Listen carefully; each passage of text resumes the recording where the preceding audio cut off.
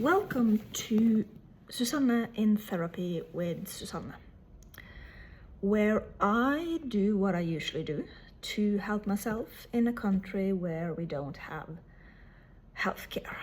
And already now, just by saying that, I start to feel very trauma triggered, very angry. So I will just discipline myself, guide myself back to the therapy session I am having here with myself now. Okay, so what is going on with me today? I have failed yet again today with sticking to my plan, and I see once again that my need for writing and expressing myself is so big, and I just don't know what to do about it, because the problem is that it exhausts me. I am in pain, and the pain is something I then dissociate from, because, and I really felt this yesterday, I'm starting to feel it now too, that when I feel pain in my body, I get so scared. I get so incredibly scared. And today I'm so disappointed with myself that I once again have pained my own body. Once again I have strained my own body because, like I said to myself, I just can't discipline myself. And what I'm hearing now in what I'm saying is that I used to actually think that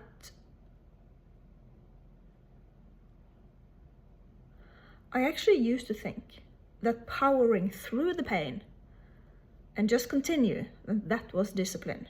And now I have gone to this other side, thinking that to cause any kind of pain and harm to myself, even though I use it to analyze, in my work, even though I use it, now it has become just a new, it's just a new proof that I'm undisciplined. Oh my God. It's just the same shit. I'm still thinking about myself as a person who just can't discipline myself. But before, it used to be that I was a failure because I didn't power through the pain and the injuries, and that I was so sensitive. And now I'm sitting here and berating myself from the inside. I can hear it. My brain is just going, oh, you're so stupid, you're so bad, you're so, you're such a bad person. And now it's that I can't discipline myself to not feel pain, to not be injured, to not, I have this constant, it's still the same, it's still the same thinking that I want to be a perfect human being. Still the same thinking.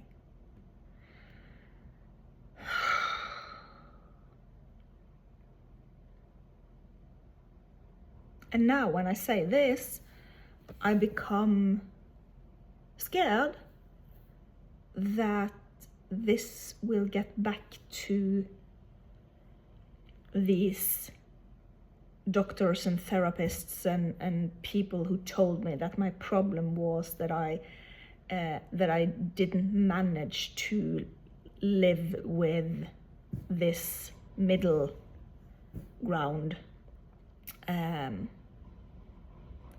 that either I was in that extreme or in that extreme, and it's the black and white thinking and it's the borderline, and then it's, no, I'm starting to melt down. So let's get back.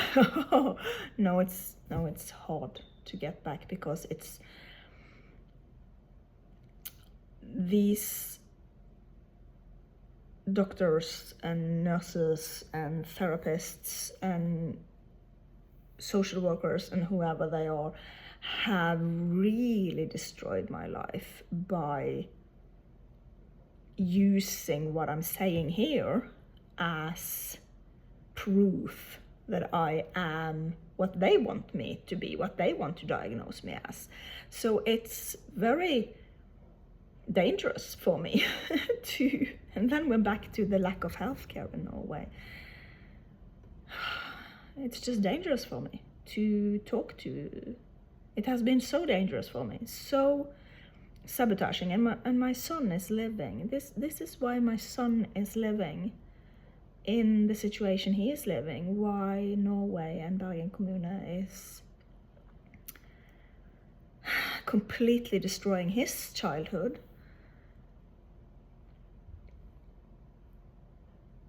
And that is because of these workers in the healthcare and the welfare system that always, no matter what you do, it's so, yeah. And that's, again, once again, it's not my dissociative disorder and my disorganization and my these complex traumas, they aren't because of my parents. Of course, my parents are a big part of this, but it's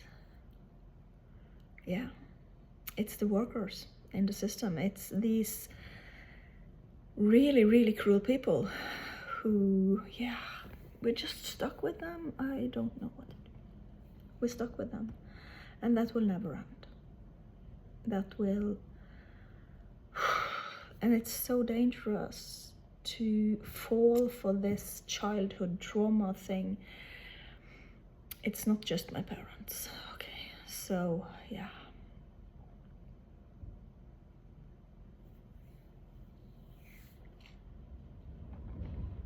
It's scary. It's just scary. So scary to live with. It's scary to live in Norway. It is, because we can never protect ourselves against, because of this system.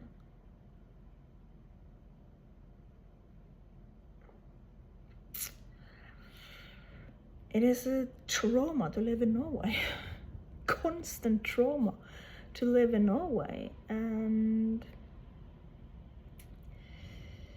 if you then have abusive family in addition, yeah.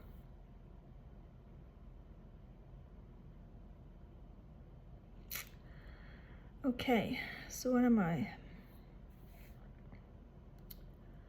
thinking now? Okay, let's get back to what I was talking about. This thinking that I'm always saying to myself that I have done badly. If I can't discipline myself, I have done badly. So why am I disciplining myself? Why this constant voice in my head saying that I need to discipline myself?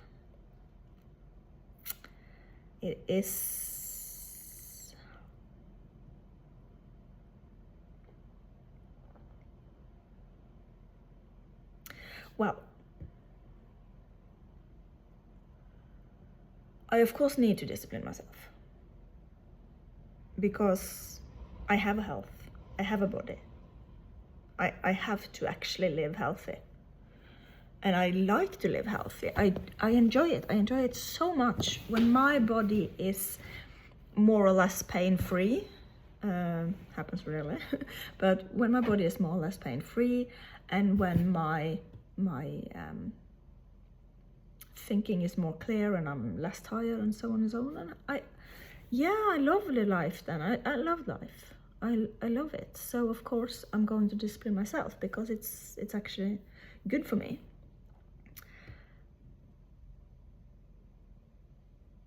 But this constant voice of, it has point. This voice in my head, it has such a good point.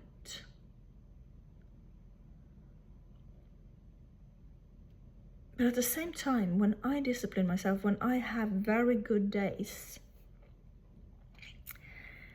they become too good in that way that suddenly these traumas and trauma memories and things that I need to process, they show up, and it becomes,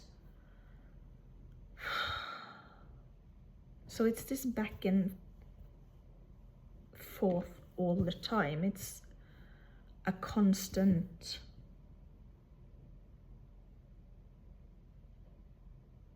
I've lived with this in so many years, and I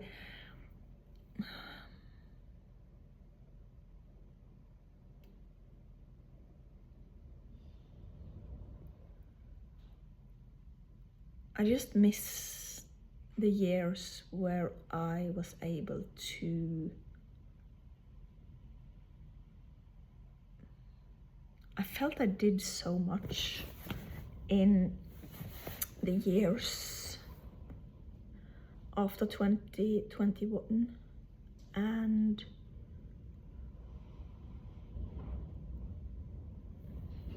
for some years, 2021, 2022, 2023,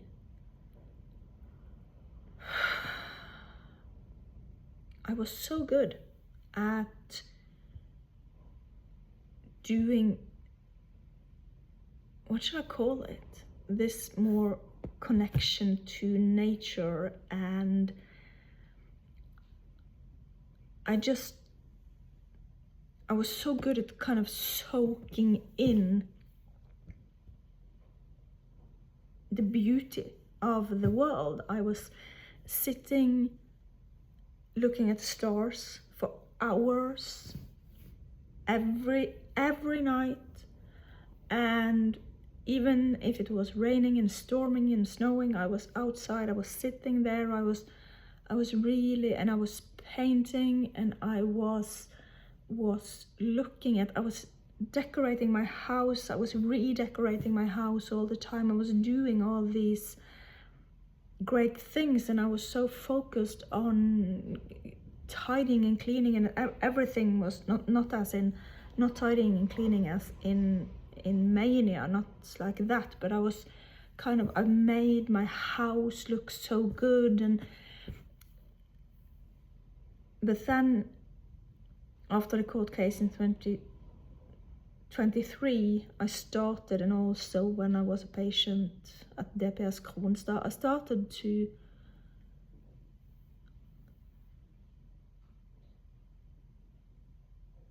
because I had been so pleased with myself. I had done so much good for my own health, and then suddenly I found it again being used against me. It was used against me in court. Lars Brock used it against me, that and also this other court psychologist, I can't remember his name, but there were two court psychologists in 2023, and they both used against me. I met up to these conversations with the court psychologists with proof, with evidence that I was taking very well. Now I'm melting down, now I'm getting angry and melting down again. But I'm trying to talk this through. I was meeting up with proof, literal proof, that I was taking very good care of myself and that I was managing to live with my disorders very well. And Lars Brock was also in my house, and he saw my house.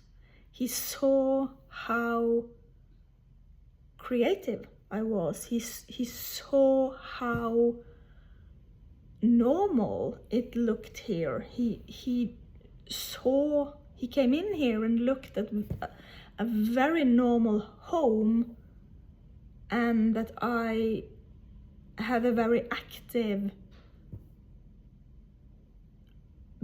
because he asked me if I was painting, and I said I was painting. This is my paintings. And so he saw that I had all of this. In that court case, I provided so much proof that I am living a very normal life. Although I'm not working at the moment, and although I have these disorders that are serious disorders, for me, it's not something that actually bothers other people. And that's the thing. That was what I was proving to him, that, and this other court psychologist, that these disorders don't bother other people.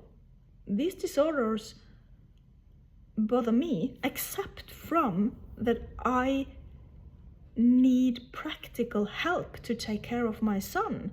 That's a practical, we need resources. I need people to take care of my son when I can't. And that has been the same thing all the time. So I was proving to the court psychologists very well that these disorders, they bother me, they don't bother anyone else. I'm living in a very normal life. I live in a normal neighborhood. I live in a normal house. You can look at this house, that I am a very active, creative person that has no problems with this. This house wasn't a hoarder's house. It wasn't something that looked, yeah, and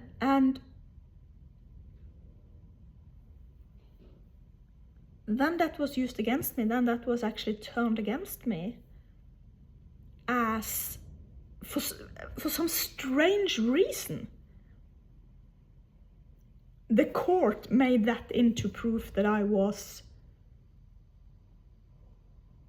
bad.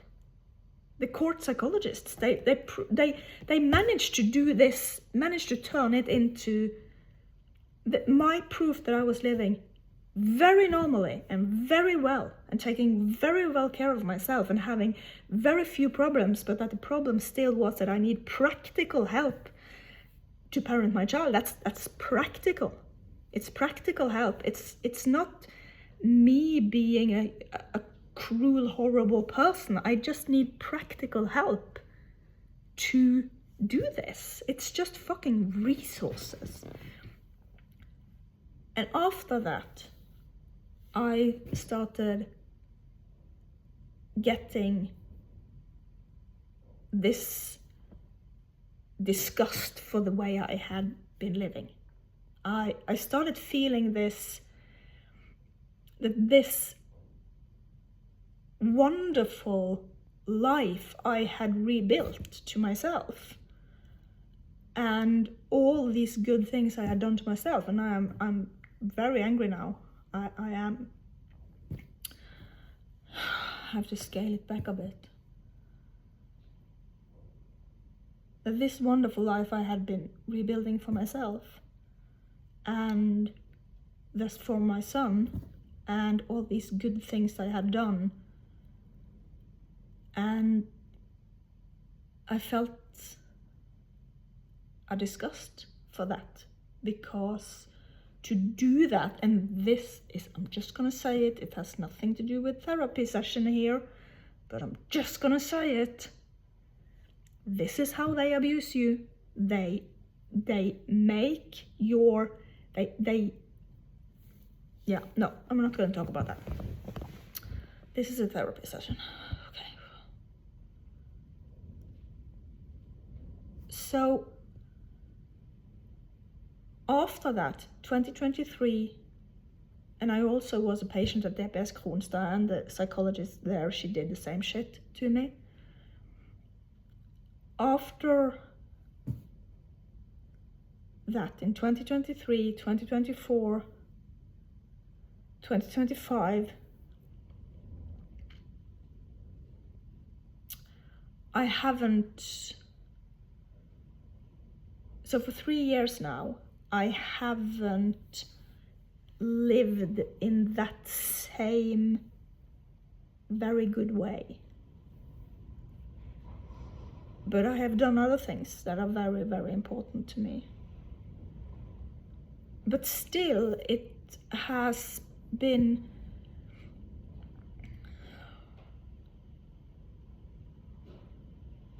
I have kind of registered that way of living because it was so good for me to live that way, because it was so, I enjoyed that way of living so much. And it was so good for my body, and I was in so little pain. That was a way I could take care of my body. And so that has become like this, that's the way I should live. That's the new discipline, that's the new goal of my life, that is to live that way.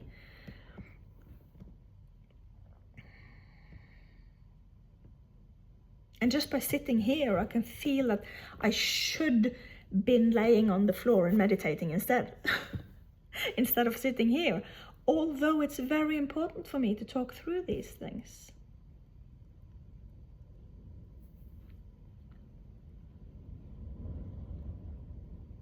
So I have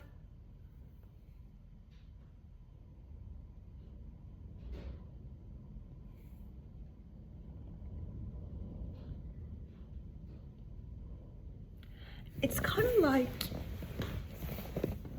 that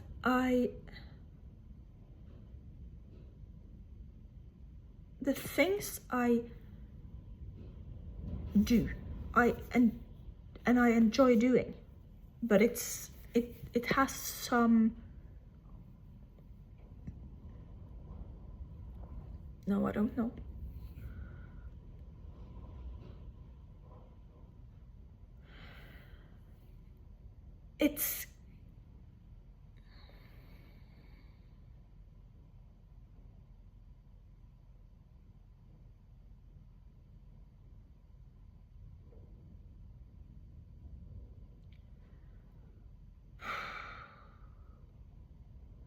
It is like this, as if I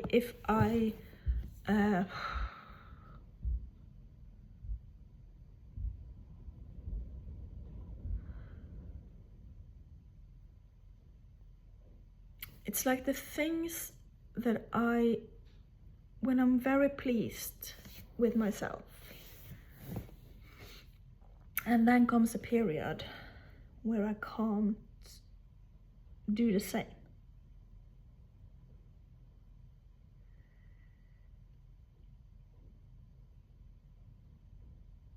I felt that I mastered something.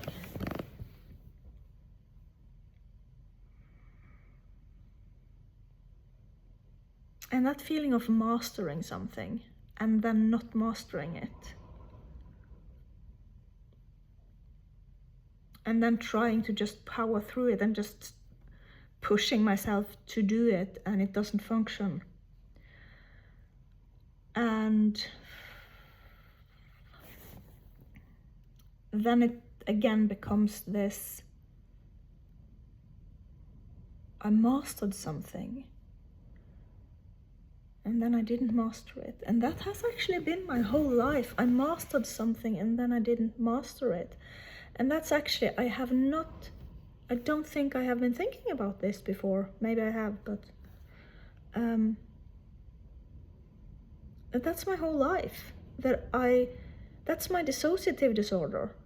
That I mastered something and then I didn't master it. And it was so embarrassing and it was so shameful. And yeah, but you know what? I think this doesn't have to, because I have been trying to analyze this in the context of my childhood, in the context of my parents, and it has never worked. But it might be, and I'm a bit afraid I'm wrong here, but it might be that this is just the actual stress of living with the dissociative disorder in itself.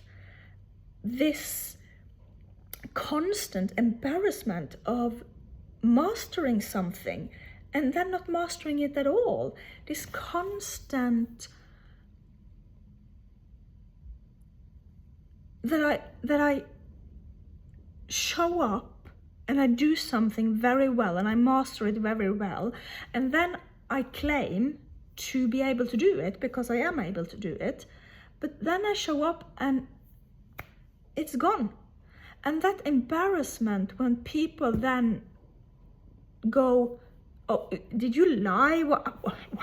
Why did you believe that you could do this? You clearly aren't trained in this anyway. And that embarrassment of mastering something and not mastering it. Yeah, I think this was a good therapy session. This was a good therapy session. I think, yeah, I'm a bit afraid now. I'm a bit afraid now that I'm wrong. I don't like to be wrong. Yeah, exactly. I don't like to believe that I want to be careful now with claiming that I have seen something new in me, because this is the actual thing. If I now say that yeah, I found it, tomorrow it might be gone again. It's the same thing. It is actually, I think it is the stress of living with the dissociative disorder. The stress of living with the dissociative disorder in itself makes me more sad, makes me more disappointed, makes me more angry when life fluctuates. Because fluctuation in my life actually has been a source of a lot of grief, a lot of embarrassment. And it's not just abusers, but just because people who have looked at me and said, no, you're not mastering this. Why did you lie? You're clearly not mastering this. They weren't abusive, because they just were there to say that when I went to an audition, for example, and I just couldn't dance,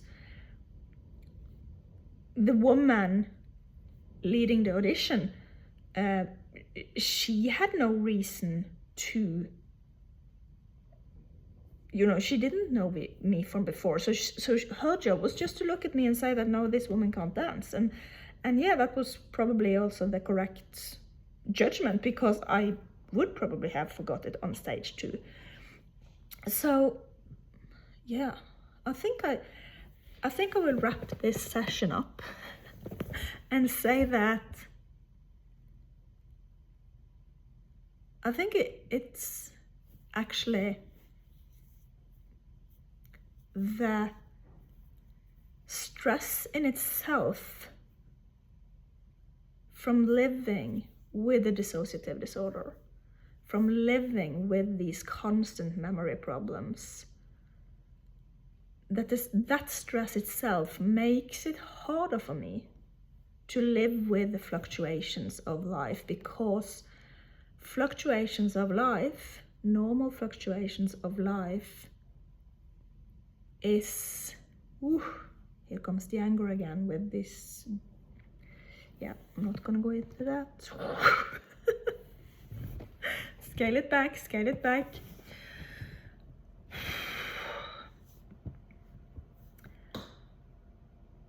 It is the dissociative disorder, and that makes me have more trauma and bad memories and stress and embarrassment and shame and fear linked to normal fluctuations. Okay, that was Suzanne in Therapy with Suzanne. And if anybody can use this for anything, go for it. I'm doing this anyway. So yeah, goodbye.